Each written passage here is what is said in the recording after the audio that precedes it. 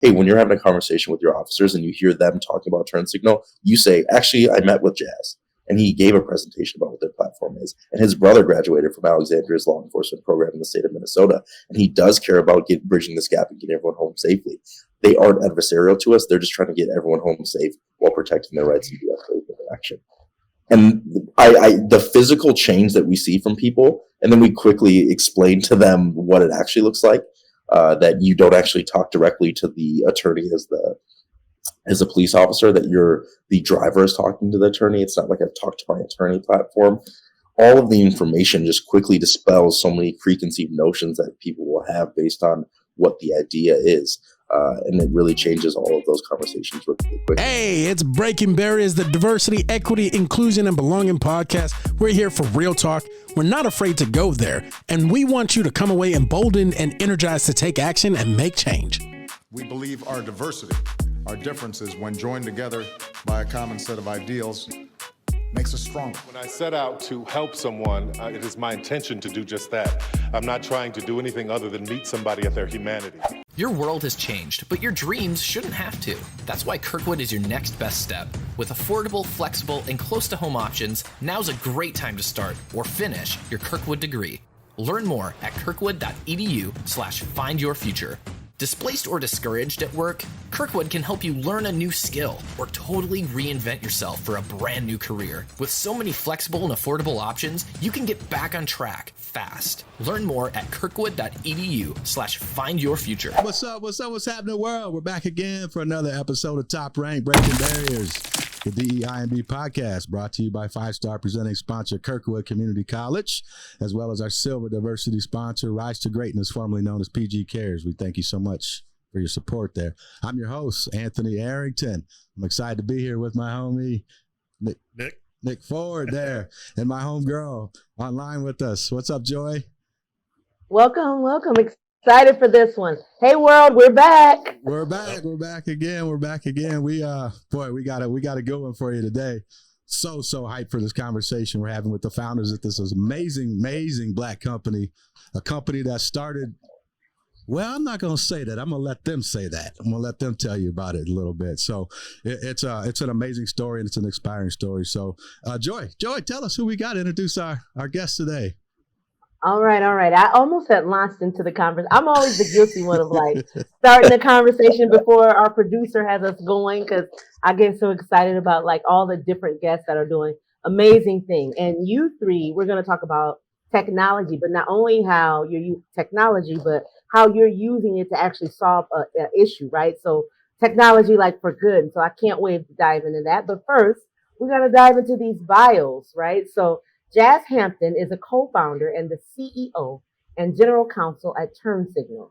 TurnSignl is a Minnesota-based tech company that provides real-time legal guidance from an attorney to drivers, all while their camera records the interaction.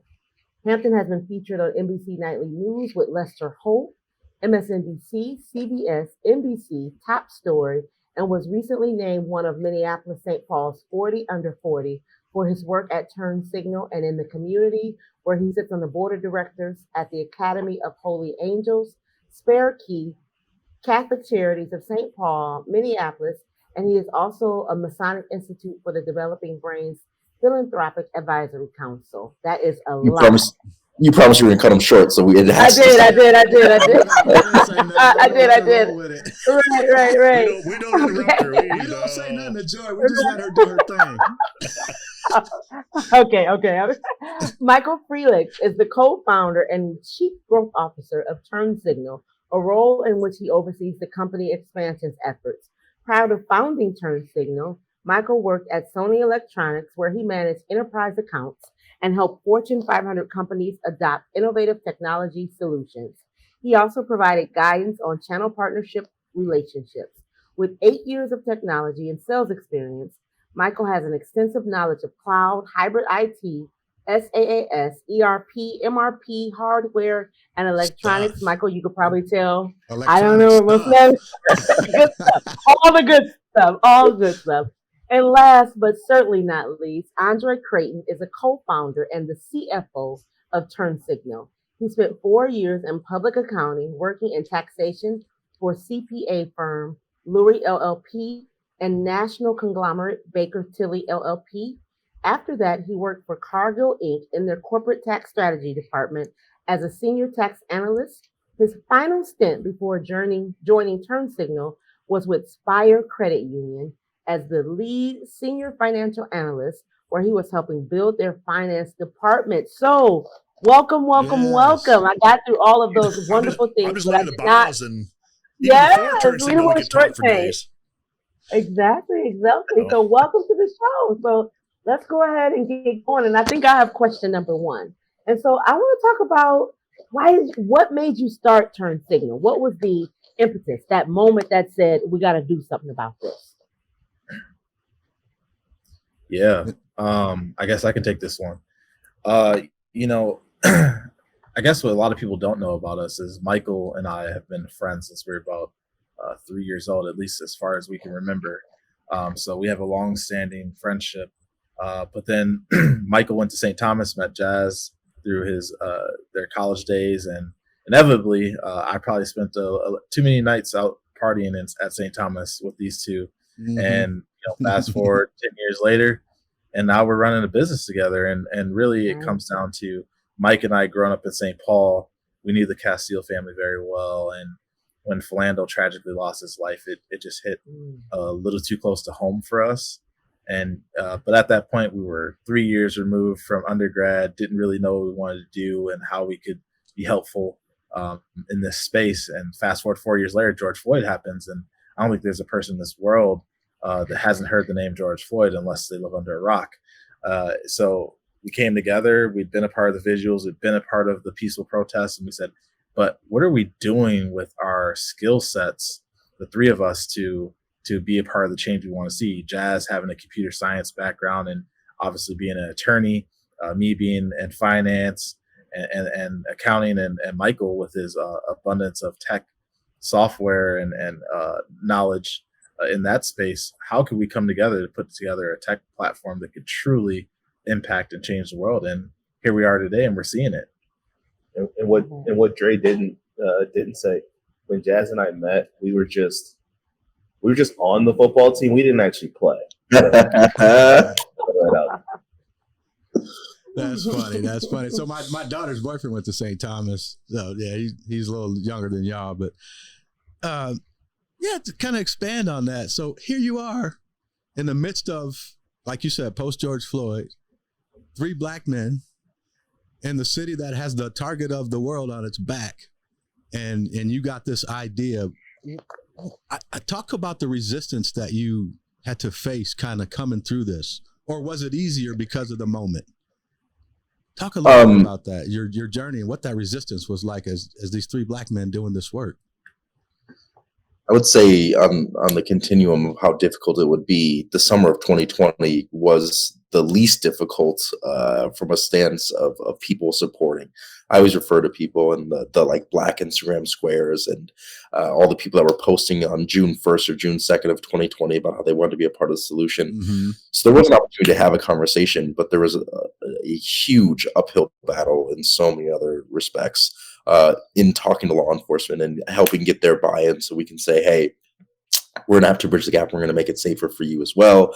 When you see a TurnSignl vehicle, we want you to feel safer during this interaction, all of those things, right? So we started with those conversations. And then, of course, lawyers. Being the lawyer on the team, I know that the legal profession is the slowest to innovate. There's people, I worked with partners at the law firm before I quit and started TurnSignl with Dre and Mike, that still did not know how to type.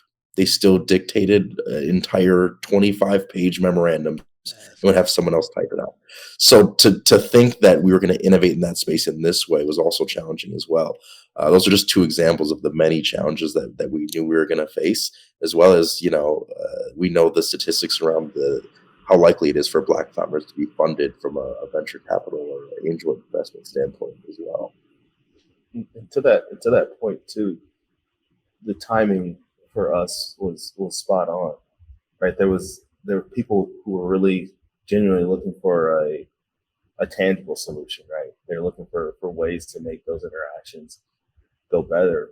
And what better way than to put an attorney in the car with you to guide you through that interaction? So we've been really blessed and fortunate to be in the space that we are, and the timing that we did it was this perfect storm of goodness, and we're seeing that now to even over 2.5 years later. So so we talk a lot about in our space that there's this fatigue, and you'd see the post George Floyd, and now where we're at now with what companies are doing, dropping DEI and underfunding it. Has that affected you all at all, or did you just kind of have enough momentum to push through that? Yeah, there's certainly been challenges around how do we kind of create and continue to keep that same energy from 2020. In fact, we actually did an in-person event a few weeks ago where really the whole impetus was keeping that same energy. And so we had a number of organizations that were still bought into it, but there's a lot of work to be done. It's true.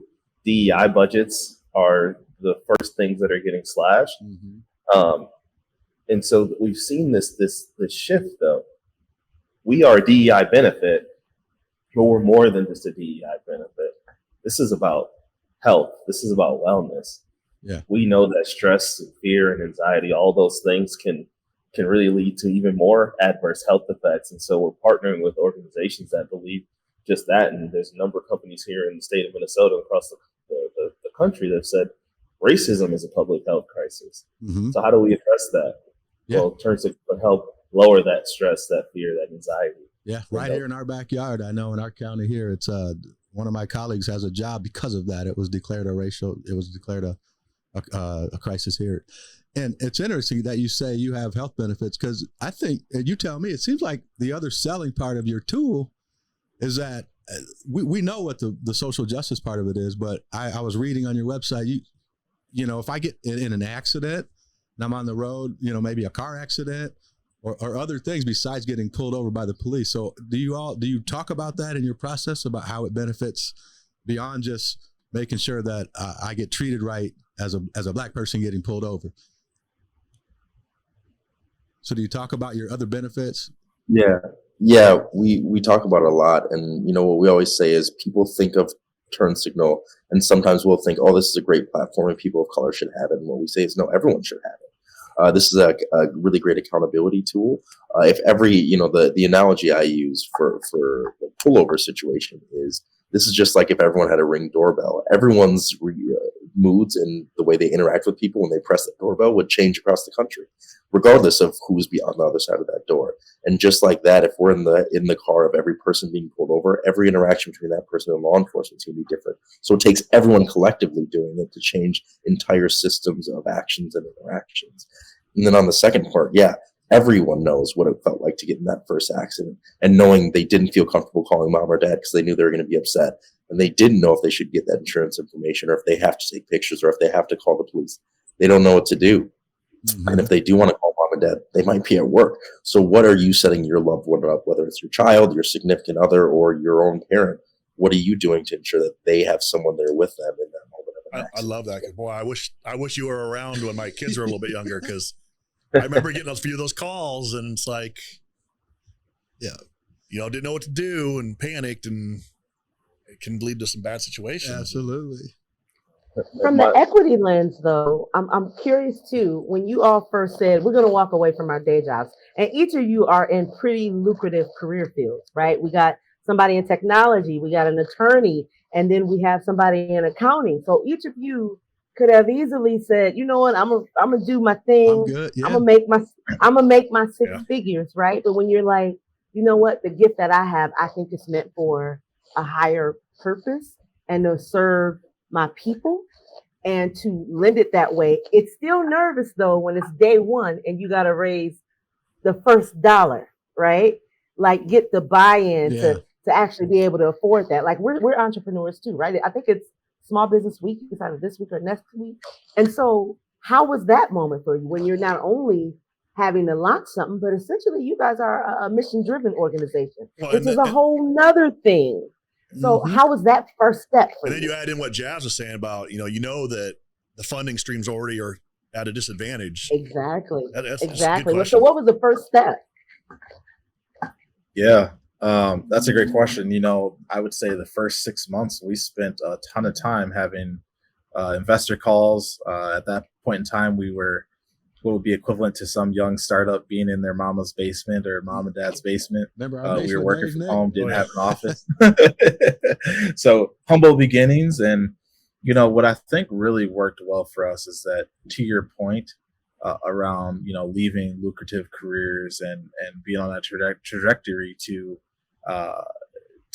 moving upward within the company, we found that we use that to our benefit, right? The credentials that we have, Jazz being an attorney, me and Mike both having MBAs. I'd be remiss to say that it's set us apart from a lot of different young African American entrepreneurs that enter this space, because it gave us instant credibility from that standpoint. It allowed people that typically wouldn't give funding to young African American entrepreneurs the ability to feel like there's trust in that we've been around the block in that sense, though we hadn't built a company quite yet. That's interesting. As we think about DEI, as Joy was saying, I talk a lot about everybody, even black folks, got privilege. However you got that, you use that MBA and you use that law degree and that experience to get indoors. Even as black folks, we all have, everybody has some sort of privilege. We just don't have as much as others. But that's an example, that I hope listeners Not me. understand. I'm that intersectionality of black and woman. I'm just playing. I definitely have middle class privilege. I just definitely. On that note, though, so you've got this. You're juxtaposing your ability to serve all, but to Joy's point, you've done something that's good for black people, and on your site, in your About Us section, that's the first thing you read in your paragraph. Black owned is the first words that you say in your company, and you also say you talk about what you're doing, but you threw a sentence in there, and I know you lawyers, I know you wordsmiths. You said that with a particular focus on underserved populations. So has that helped you, or do you find that that's hindered you to be true to yourselves about your social justice mission, but at the same time serving everybody because it helps everyone? Has that helped you? And was that deliberate when you marketed yourself that way? Yeah, I mean, absolutely. There's a misnomer that because you are a social enterprise or you're doing social good, that you cannot generate revenue or you cannot be a successful company, right? Mm-hmm. And that isn't going to have to be dispelled right away. But at the same time, to think that, then people will create other assumptions. And that's why in that same paragraph or at the beginning of it, we also have to say that we're focusing particularly on people that need this the most. That's why anyone who wants TurnSignl, if you download our app in any of the 40 of the 50 states that we're live in today, we'll be in all 50 states in the next 50 days. If you download our app, the first thing we ask you is, do you have a job and do you make over $40,000? And if the answer is no to either of those questions, you get the same product for free that everyone else who has money does, right? And so that is core to our mission. That's core to our mission and what we do. Of course, it's free to them, and we find partners to help us subsidize those memberships to ensure that we can keep running as a business. But that's how you can be a real business that can do good for people and also serve the most vulnerable population in the same moment. Well, I was going to ask you about that. So thanks for answering that question, because I wanted to know about what was your thought behind, having $0 for folks who couldn't afford it, the $9.99. So cool. Yeah, we just know that people of lower income are the people who are at risk most in the criminal justice system, right? And we also know, even regardless of if you have $1 million or $0, 70% of people who have legal needs don't receive lawyer or legal help. Mm-hmm. So we need to address that access to justice gap. Yeah. One of the things we talked about or before the show, I think maybe you and I had talked a little bit about, Andre, when we first met you all, was the relationship with the police force. So, when I told my son had been a police officer. Now he won't ever do it again, but he's retired from that. And I remember even when George Floyd happened, he said the outrage even from the police force in the country, majority of them were so disheartened by that and so disgusted by it. But how's your relationship then with this? I know you talked a little bit about, how it's safer for them and all that, but how do you get them convinced? Because obviously we know about the systemic historical issues there, that this is really beneficial to them as well. Yeah, that I love that question, because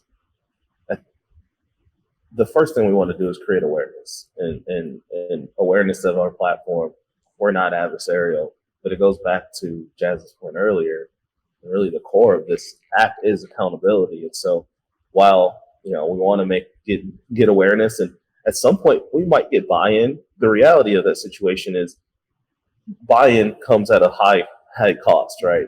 Especially when we start to work and build out these relationships with law enforcement. Still very important. And so as we go into those conversations, this is a shared value for you. We want to see you get home safe. We're an app to bridge the gap. And so let's have this conversation. Let's have this dialogue. And we've seen very positive outcomes from going into those conversations. And maybe Jazz can even touch on this a little bit more. But when we start a conversation versus where those conversations end, it's night and day difference. Are you the marketing guy, Michael? Are you the marketing? Who's marketing? We all okay. That's marketing 101. You control the narrative. You walk in the room, you control the story, and you don't let somebody else tell it for you. And so you guys are going in and saying, hey, this is an accountability for all parties before somebody else makes it something else. I want to hear about that. Yeah, well, I want to hear, like, what was your hardest sale on that end, and what was your biggest success on that end? Like, where did you start the low to the high, and what was your biggest challenge in that? Yeah, an example of a time where you started down there, like Nick said, and what was that like? And Jazz, don't be afraid to name them on our show. No, I'm just playing. Just jokes. No, well, here's a real example of what Mike was just describing. I was on a video call with 30 of the leading law enforcement officers from the LAPD. And I started the call by saying, I have no ask of you other than like three things. The top version would be step up on MSNBC with me and say this is the greatest idea ever. I don't think you're going to do it.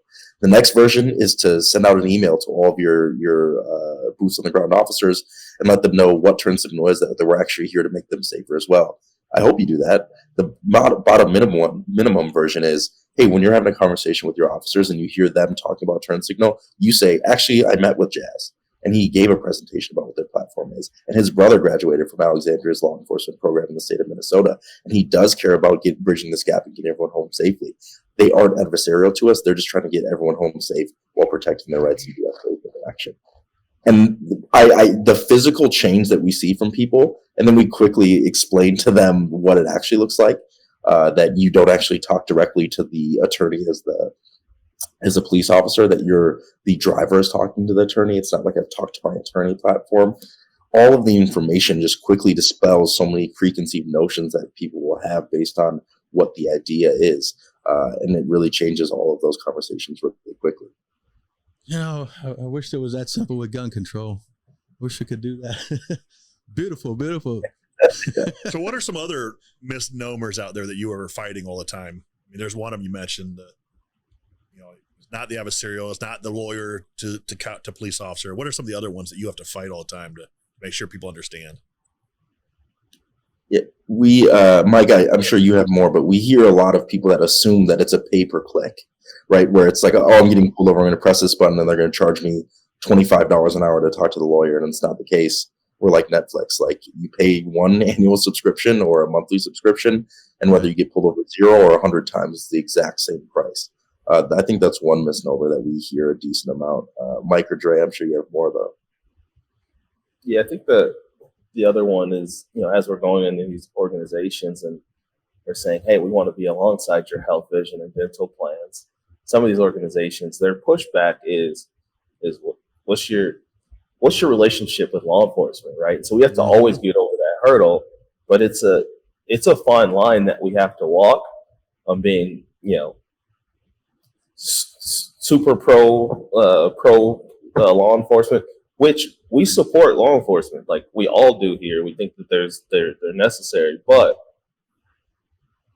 when we think about the folks that we built this app for, getting too far down the road is also can be contradictory to what we're doing too. But again, we want to bridge that gap as much as we can. And our platform is that conduit.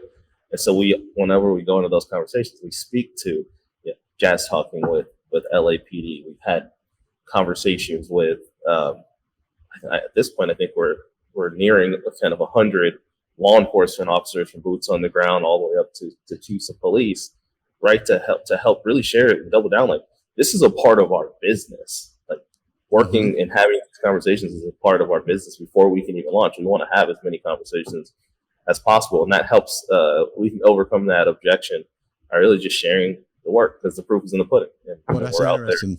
That's a great segue, because you kind of took me where I was thinking about. And as facilitators, one of the things that we believe in is seeking to understand and having conversation before forward decisions are being made. And that would be an example here. How do we have a conversation with police departments before they decide whether TurnSignl is good or bad, whatever they feel about it? But I want to talk about the feelings of what's in the head of you three individuals. And you took me right there, because of these difficult conversations. I mean, you're from, let's just call it ground zero of Black males being targeted by police. That's not an Anthony thing. That's just a perception. But so as humans, how did you feel about policing in general before you started this business? And how do you feel today, 3 years later, now that you've been in a position where you've been able to collaborate and help police officers? But just as human beings living in Minneapolis, how did you feel before you started this company, and how do you feel now? Yeah, I think as I look back to in 2020, just the complete unrest that we had with George Floyd, and how, Minneapolis had kind of been pinned as like the epicenter of a lot of bad interactions, from, Philando to George Floyd to Dante Wright. And those are just the ones that we heard about on large media, right? We know that there's many more. The reality is that, when I grew up, my parents, I came from a two family home, and parents that are super supportive, and they told me what to do when I get into these interactions. Put your both hands on the wheel. If you need to reach for something, ask them if you can reach for something, like your wallet, things like that. And just really being respectful and saying, hey, yes, sir, yes, ma'am. No, sir. I still do that today, right? When I get pulled over, I give them the power right away. Like, yes, ma'am, yes, sir. They already know that, like, yeah, I got the power, right? But we know that there's a lot of people that look like us that haven't had that conversation from their family members. And we know, based on the things that come out in the media around some of these interactions, they're coming from a place of anxiety. And when you're in a place of anxiety, you might do some things that are outside of your norm. And that is an unsettling proposition. So, today I feel more comfortable knowing when I'm driving. I live 50 minutes outside of Minneapolis, and I live in an area that's not heavily populated with people that look like myself. And I've been pulled over numerous times on my drive home from work.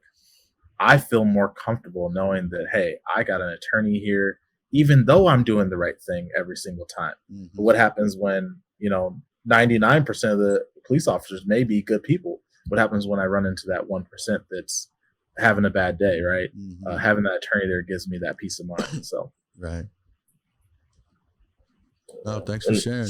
So is TurnSignl only, like, if, let's say I have TurnSignl and I'm driving, I mean, I know how to use there. What if I'm in my home and someone tries to serve a warrant? Is that also, you could be used then, or any kind of interaction with law enforcement, or is it really based on vehicles? Yeah, we TurnSignl, as it sits today, is a platform that's here for people in the transportation space. So if you're on wheels or rails, we want you to be able to use TurnSignl during these interactions.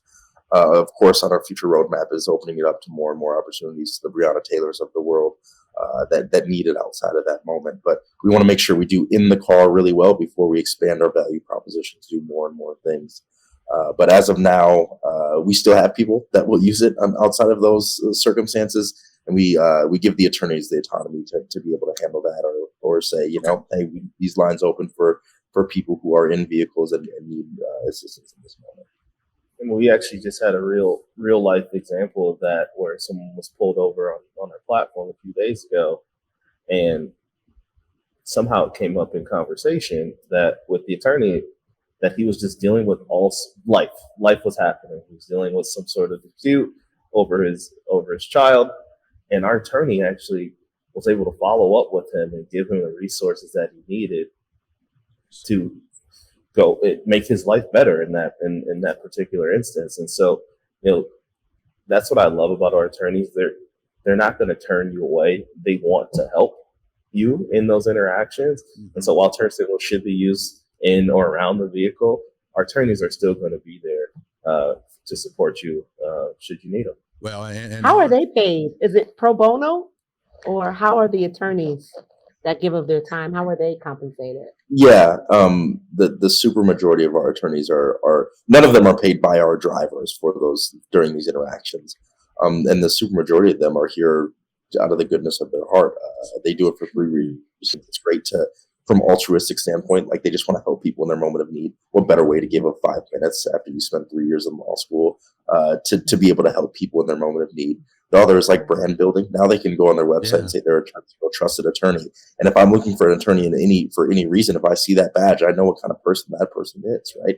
They're a person who's on our platform and going to help people. And then, of course, they can find new clients that way and work with them in the future if they ever need them for reasons outside of whatever happened in that vehicle. So it's a great reason for them to join from multiple angles. How many attorneys do you have? Hundreds of attorneys. That's so awesome, because you always hear like, not your lawyers. I almost went that route, and you always hear about lawyers or the jokes, right? Like they just no heart, and that's not true. I mean, hundreds. Well, so I got to ask you then, and I wonder, is that the impetus behind, because you've got this as part of your business, you have this pledge where you ask businesses to pledge to advocate for social justice and provide support for a legal justice. Where did that come from? Was that just was that brought to, where did that come from? Because I love that. That's sorry, go ahead, Mike. Go ahead, Jazz, you got it. That's when I was at my law firm, I was a practicing attorney for the last 6 years, and I was the director of diversity, equity, and inclusion. I was one of those directors of DEI that was putting out those statements on our website after George Floyd. I was doing all this work and saying all these words, but what were we doing in practice? So what did he say? Right? So when we approach businesses, it's like, how are you walking the line after you are drawing it, right? So many people were making statements. If you identify racism as a public health crisis, well, that's a real concern. What are you doing as a healthcare company to address that public health crisis, right? This is a way for people to start walking that walk, and that's why we want to partner with them as well. That's why Blue Cross Blue Shield partnered with us to provide TurnSignl to an entire metropolitan community to address race and health equity, right? They are actually walking that walk, Blue Cross Blue Shield of Minnesota, and we love to see people actually doing the work.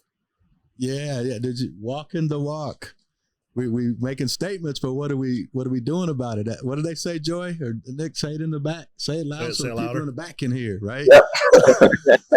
Say it loud. Say it loud. Yeah. Well, that is awesome. Well, you know what? We could really just chat all day. Y'all have any other thoughts or comments, questions that we haven't talked about that you could share with our audience and our listeners about your work and its impact? Any message that they can take away today? I got something. I think one of the biggest things is you talked about some challenges, and we provide TurnSignl as a benefit to a lot of corporations today, and I think that we all know that a lot of the organizations that we currently work with, they don't have a lot of people that look like us in the building. I think that's why everyone has a DEI director, right? They're trying to get more people in the building that look like us. But as we stated, this platform is for everyone, right? It's for that 16-year-old driver who's, regardless of race, doesn't know what to do when they're pulled over or in an accident, right? It's for that spouse who's driving down a dark road in the middle of the night without a light post or building in sight. Just having that peace of mind, knowing that I have someone here with me that's going to ensure that I'm safe and I get home. So really what we're trying to do is encourage them that, by companies taking a small part of their bottom line to provide this to their employee base, it allows us to provide this to thousands of low income individuals that truly need this. And we've seen that today by the way that we've been able to increase our revenue and runway to be able to fulfill the need of those that need that. And I do mean thousands. So that's awesome. What I'll add to that, and it's kind of along the lines of Dre, is I'll just speak from experience as a Black man that has worked in the corporate environment for a number of years. That space is oftentimes isolating for you as a Black man, and like tools and benefits like TurnSignl allow you to, one, kind of soften the blow, right? Mm-hmm.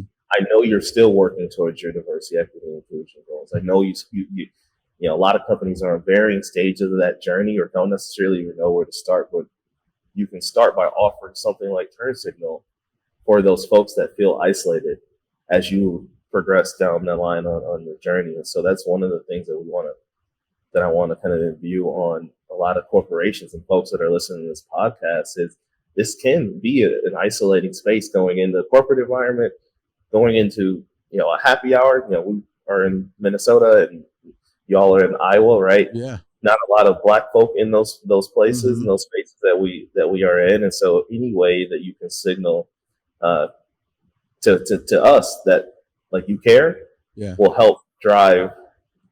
It'll do wonders for your bottom line, because we also know that, you know, having diverse organizations are more innovative. They make more revenue, right? These are all the things that can drive and actually make your organization money. Yeah. But people need to feel safe and confident in those moments. In those we spaces. talk a lot about you make a great point. We talk a lot about belonging and making sure you're belonging and not being just an inclusive organization. And what I hear you saying, if I think I hear you saying, is this tool you have is really more than just we're giving you something like it's Black History Month. We're going to have a party, a social event.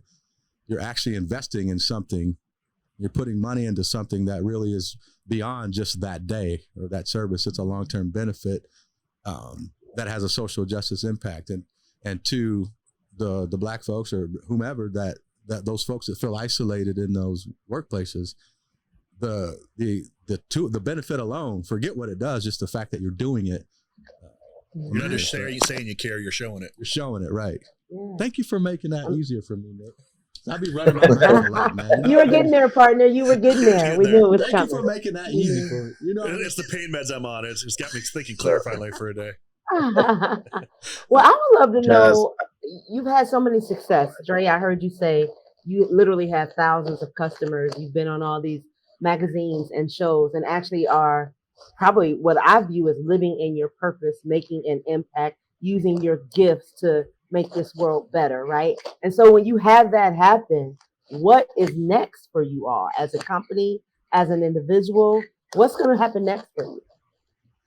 You know, the goal, I often say, has to be ubiquity, right? I need people in the same way that my wife and I are going to go to dinner tomorrow night and we're going to Uber home. And you know what I meant when I said I'm going to Uber home, because I'm using it as a verb. I want people to say I was pulled over last night and we use TurnSignl, it's fine. And whether you're in Tuscaloosa or Tennessee, that you know what that means, right? That ubiquity is what we're searching for, that we can change all of these interactions, because we've struggled to legislate around this issue. So we have to innovate and change the entire landscape from the ground up.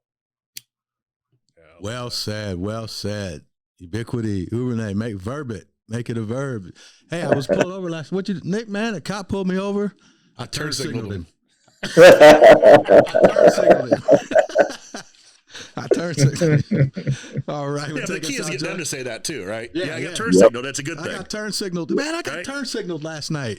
We'll help you. We'll help you, man. Yeah. Appreciate it. All right. Take us out, Joy. All right. Well, Jazz, Michael, and Andre, I'm calling you Dre now, too. I'm your cousin now, too, with Anthony. Okay. Yeah. We want to thank you so much for being on our show again. Very, very excited for not only what you all are doing, for your success as a small business owner, but then also the impact of what your company is going to have on the world. Like, I want to know, hopefully we're using this in Iowa. If we're not, please do reach out to us when it goes live in Iowa. I'm going to download it. I'll pay for a subscription, because I'm not one of those that believe in like, oh, I know you, so give me the hookup. Nope. If I believe in you, I'm going to invest in you, right? And so we're super excited about that. And so, Nick, you want us to share and acknowledge our partners as well? Yeah, big shout out to our 5-star presenting sponsor, Kirkwood Community College. Appreciate your partnership with this podcast. Also, a big thanks to our silver diversity sponsor, Rise to Greatness, formerly known as PG Cares. Also, a big thanks to our friends at Breaking Barriers Community Savings Bank and Tyler Lincoln Barnes DDS. Again, thank you, gentlemen. This is such an amazing product, and again, should be everywhere. Yes. Should be a no-brainer. So absolutely. So we'd love to hear from you. If you want to check out these gentlemen here, you want to check out TurnSignl and listen to this, hit us up with your questions, comments on info@topranktalentsolutions.com. But make sure you go and like and subscribe and share this episode when it drops. And gentlemen, appreciate you so much for your time. And we're going to continue to spread the word, and we're going to be collaborating offline as well. This is not the last time. Hopefully we're going to talk to you and spend time with you. I got to take my selfie of us. Yes. Joe, I got to get our selfie in, so make sure you get the selfie in. Absolutely. Then I'll really be able Technology is awesome. Yes. Yeah. Then I'm going to hit up Uncle Didi, Dre, so he'll know for real. I told you, Didi, I was going to get him on our show. Love that. Mm-hmm. All right. You ready, Joe? All right. And we are live in Iowa. You're live. Oh, nice. We will download. Yep. If you're listening to us and wherever you're at, download TurnSignl. Start using the verb, right? Like we made Uber famous. We made Facebook. We made all these things verb. We can make TurnSignl that is providing accountability and safety famous as well. And then hit them up. If you're looking for innovative ways, recruiting is our background, right? And so we know it's competitive out there for talent. So this is something that you could offer to your employer. I got a few people that I'm going to nudge you guys about what you're doing. Yeah, sure. Yep, definitely. Forward to it.